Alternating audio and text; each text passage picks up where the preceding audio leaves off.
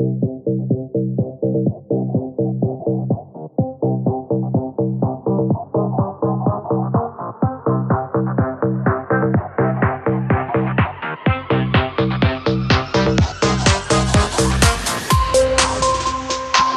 and gentlemen, my name is Joshua, and welcome to a conversation with Joshua T Berglan. You are in for a treat today because we have the one and only Self-Worth Sam here today. This conversation is going to be absolutely powerful.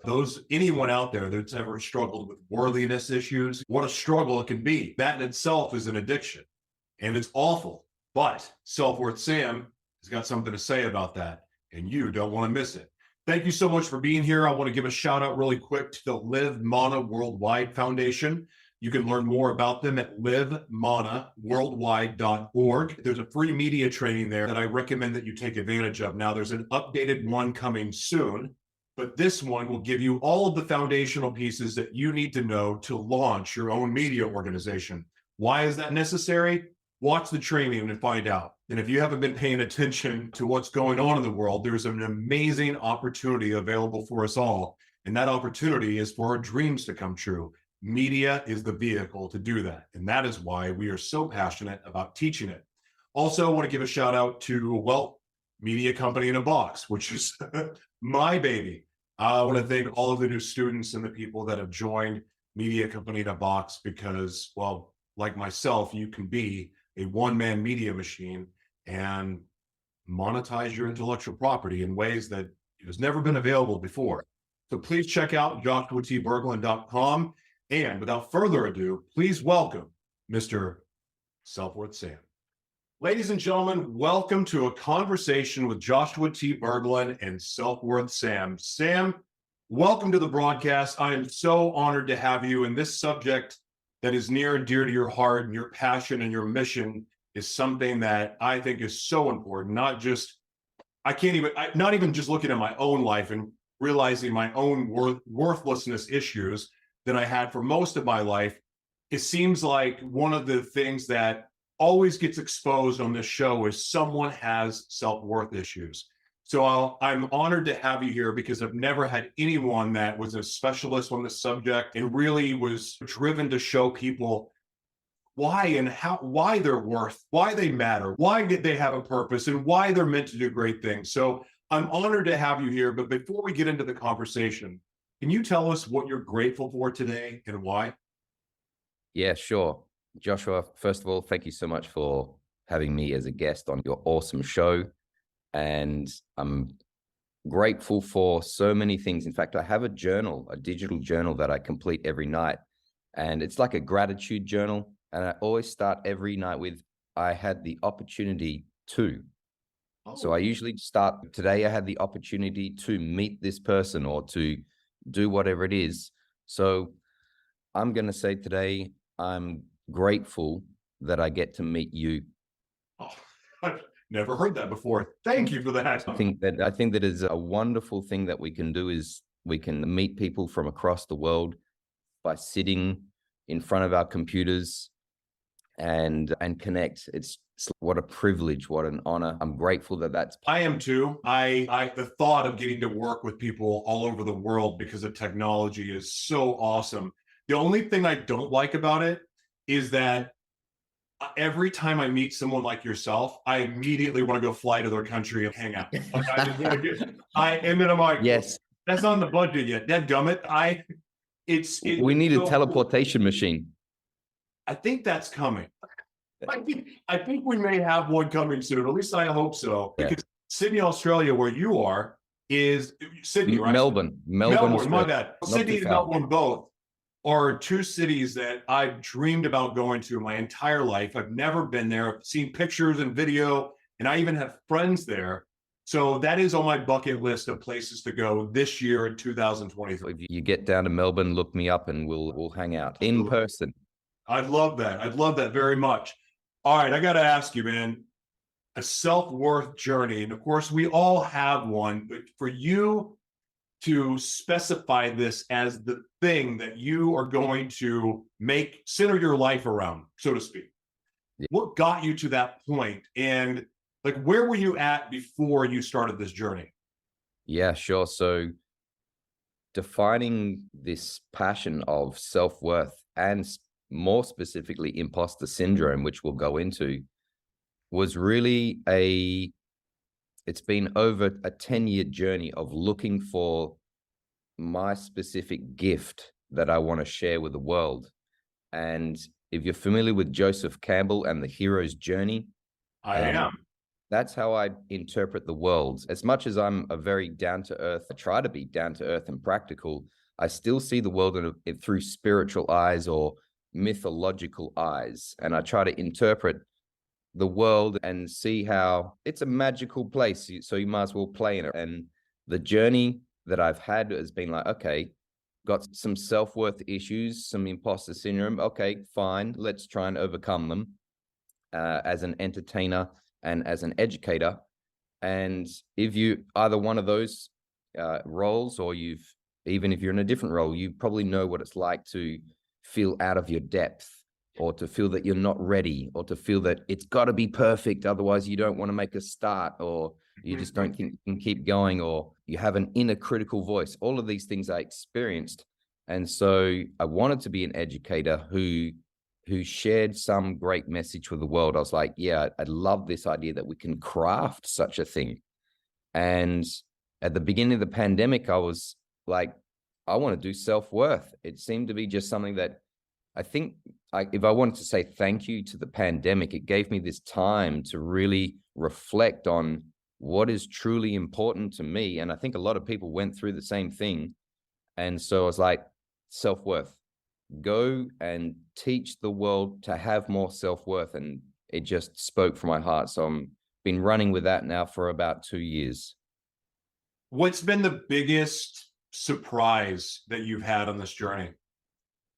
The amount of people who resonate with it and say, I go through imposter syndrome and I've got self-worth issues. And I've actually had people who have been my mentors for years coming to me and saying, you know what, I've been through this and I'm still going through it. And I'm like, what? You go through this?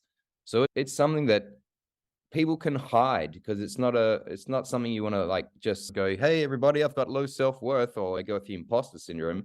It's embarrassing, or it's got some stigma around it. So the fact that people have really, it's spoken to people that are like, yeah, we need to talk about it. And if you look on Google Trends, if you type in imposter syndrome on Google Trends, you can see at the beginning of the pandemic, the search term imposter syndrome started to go up. Like it was flat for years and years. And then just at around about March 2019, it just started to go up. So more people started to type in imposter syndrome, especially in America. And you think, okay, why is that? Lots of people lost their jobs. Lots of people had a lot of time on their hand.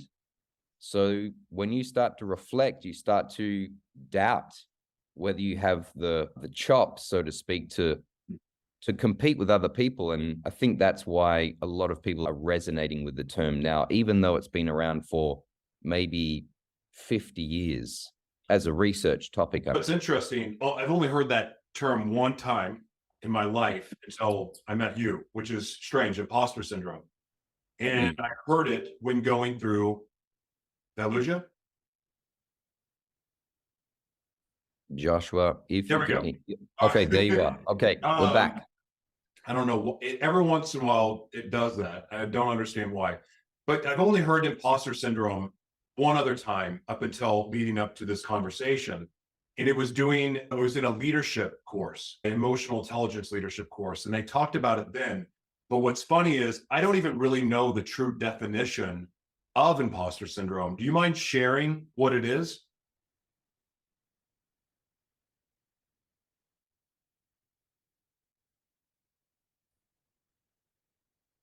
All right. All right. The definition of imposter syndrome. Yeah. Okay. Imposter syndrome is persistent self-doubt despite evidence of ongoing success.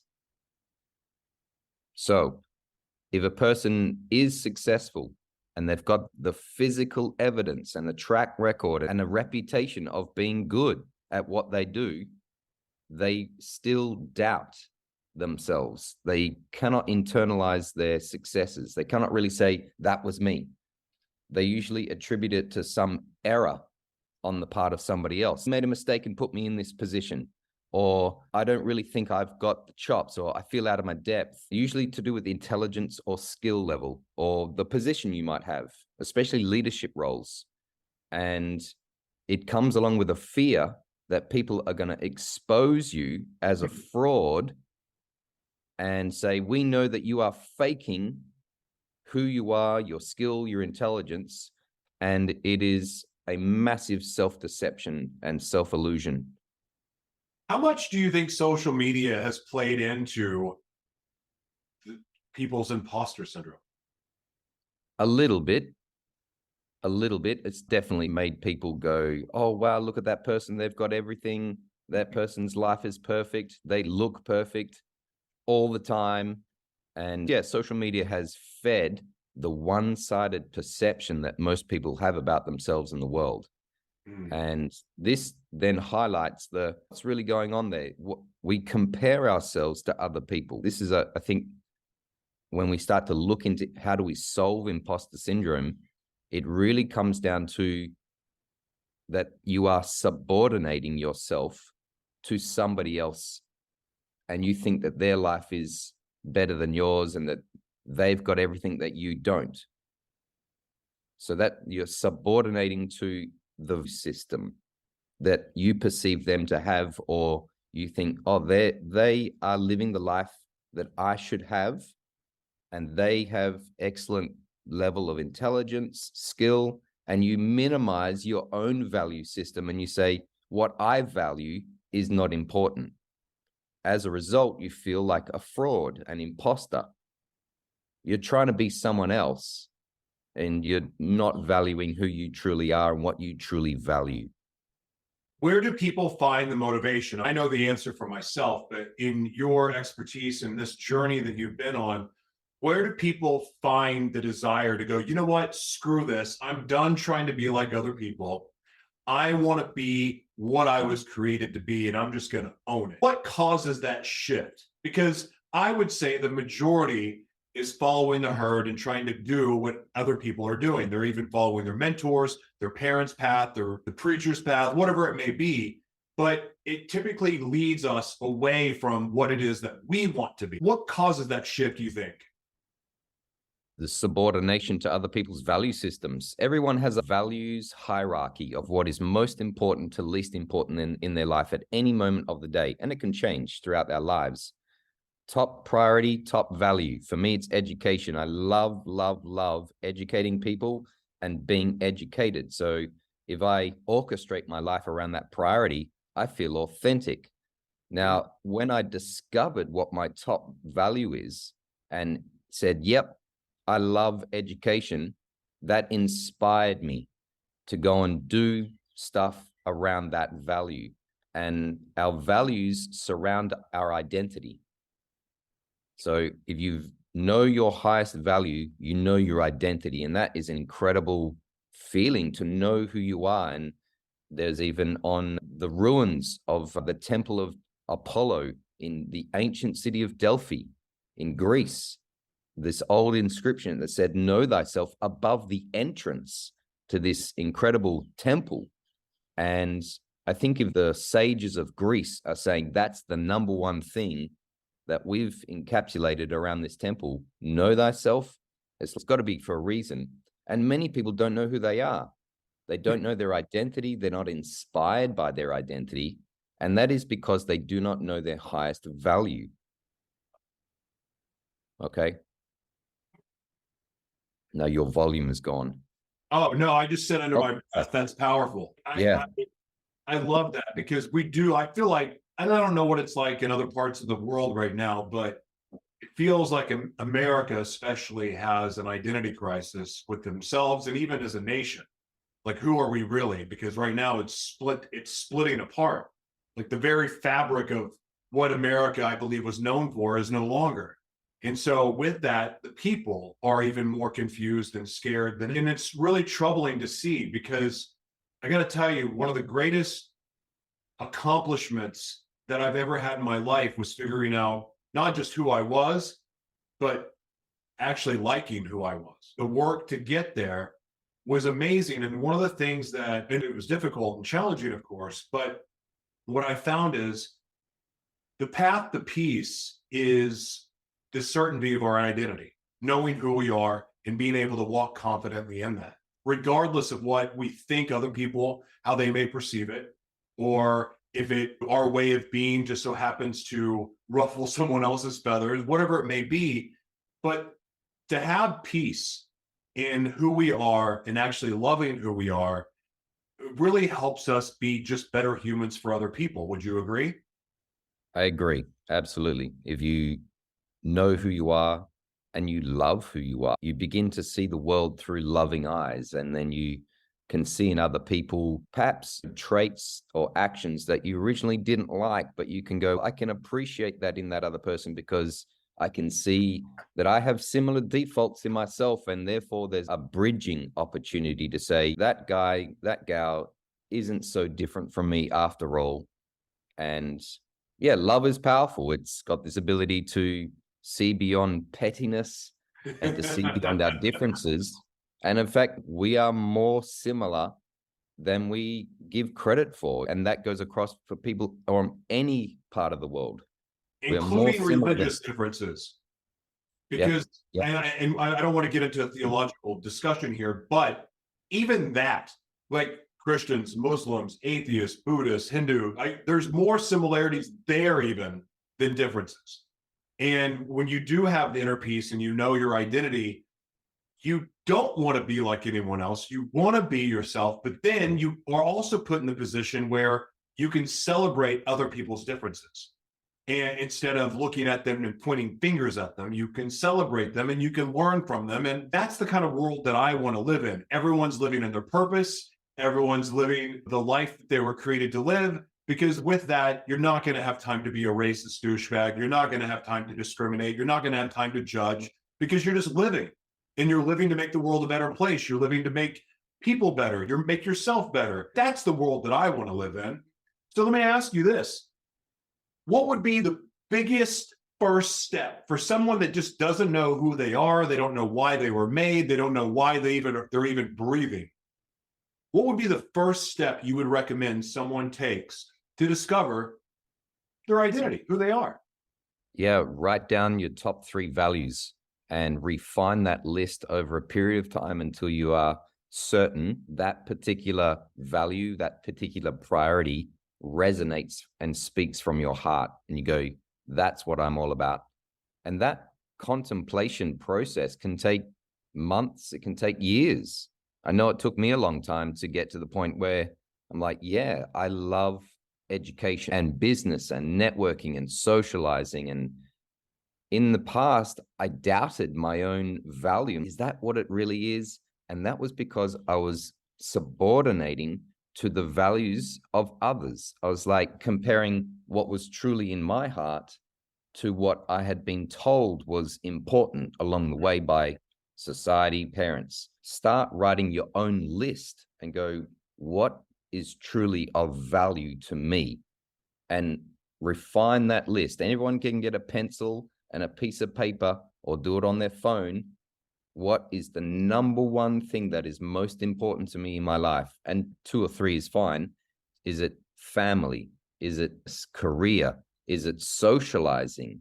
Is it I want to learn something? Is it that I want to have vitality and health? So you go through the areas of life and you find out which one really resonates with me. That's the first thing you can do. I like that. That's a good first step and simple enough that I think anyone can do it. Now, obviously, I think that the intention that we go into things matters, but I like that advice. It's super simple. So once you discover who you are, your identity, then a new adventure begins because there's a path to getting there, which is a struggle in itself. But then once you get there, it's almost like you're getting a brand new set of legs and you get to learn to walk again, because learning to walk in who you are, that takes there's another conditioning level to that too. What has been the biggest challenge that you've had since you've really discovered who you are and you know your identity and you've started walking this path? What has been the biggest challenge that you've had? Ironically, when I decided to become an imposter syndrome expert, and started looking up books online by other experts and going, oh my gosh, this person's got a PhD in psychology. I don't. And this person has been doing it for decades and I haven't. I started to feel like an imposter again, which is, there's the irony, right? And so I'm like, started to doubt myself. And I thought, no, wait a second, remember your training. And I just thought, okay, this is a great opportunity for me to relate to my audience. Say, look, I know what it's like to go through this. And so I'm grateful for the challenge. But it's like when you step up a level and you go, all right, I know my identity, I know my values, I'm going to go out into the world and do something. You get a new challenge, but it's a challenge that you are able to overcome. And so, like I said before, with the hero's journey in Joseph Campbell, you get the character who goes from their comfort zone and they cross a threshold, like a point of no return, like the comfort zone. They step out of that. Then they have to reassess their whole life. They have to reassess everything that they thought they knew. And in a way, they need to reassess who they are. And that is a challenge in itself to go, do I really know who I am? Do I really want this thing? And so the challenge is, do you have the courage to reflect on who you are and really stand in your own authority and say yes to yourself? Love that. That reminds me, I was this weekend filming a documentary in Florida, and I was talking to somebody I knew from the leadership training I'd done several years ago, who just happened to be a part of this documentary that we were doing. And she was sharing stories about some of the leaders that taught the EQ courses and the emotional intelligence work, and how even doing the work for 15, 20 years, they still have their rackets. They still have that noise in their head that talks them out of taking a step of faith or so on. And so this imposter syndrome, regardless of how seasoned you are in the work, it still creeps up. And so I love that you said that, because that's probably the most authentic and honest answer anyone could give. Because even like, I know what I know, and I know I'm great at what I know, but the same thing that you just said, I meet somebody that maybe they have more degrees or less, they've been in jail less than I have, or whatever. They did something different. And I'm going, what am I doing? I don't have all of this. But I also realize, though, that there's so many people in the world that their market, or the people that they get to serve and help, or whatever their goals are, that's for them. There's still plenty for me, and I still have my audience, and I have my group that I get to serve, the people that can resonate with my message. And so we don't have to fear those things, but it's amazing how the mind just F's with us and likes to tell us that we're not good enough, or we're not worthy, or we're out of our league. I feel that way with my wife all the time. Like, how did I get out of this from her? We do. If we do the work and we're being a good steward of our gifts and our blessings, and we're honoring just the work we do and the people we serve, like, we absolutely belong. So when you have an experience where you start to doubt yourself, or in any situation where you start to doubt yourself or your skill or your intelligence, consider that not as criticism, but as feedback from life to bring you back to center. And so you say, thank you to the doubt. You say, thank you for the self-criticism that you are creating, and say, thanks for keeping me back in center and helping me to remind myself of what's important to me. What's my value? That's, I think, what the feedback is. If you start to doubt yourself, it's just life and your own hidden intelligence telling you, come back into center, find your home, in other words. And so you can be thankful and appreciative of the times where you doubt yourself. I love that. Your wife is a musician, correct? Or she's in licensing. Oh, okay, she's in licensing. She's in sync licensing. Oh, nice. Yeah, interesting. That changes my question. But I do want to ask you, though, because that's still working with entertainers and creatives and artists and so on.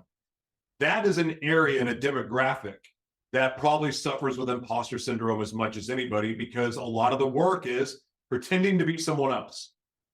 What kind of advice do you have for artists or creatives or actors and actresses that the work that they do is really dependent on the feedback of others. How do you navigate that to avoid having imposter syndrome or even worthiness issues?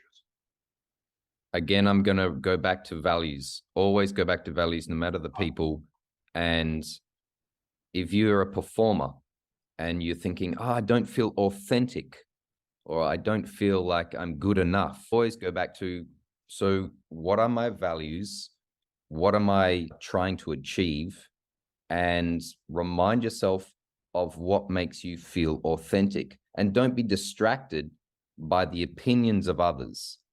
There's a saying by one of my mentors, Dr. John Demartini, and he says, when the vision and the voice on the inside is louder than the opinions of those on the outside, you've mastered your life.